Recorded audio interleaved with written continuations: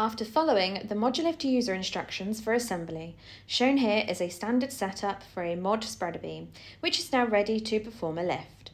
The slings can now be attached to the load.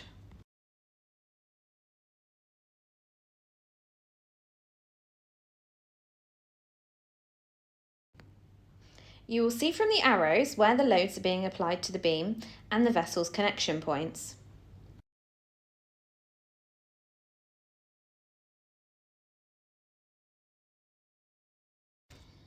Sometimes a load being lifted has several connection points along its span, and untrained personnel might put another sling around the strut or flange of the spreader beam.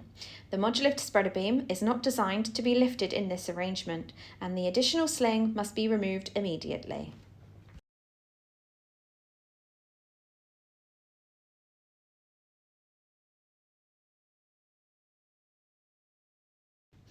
Another common issue is a spreader beam that hasn't got a sufficient span.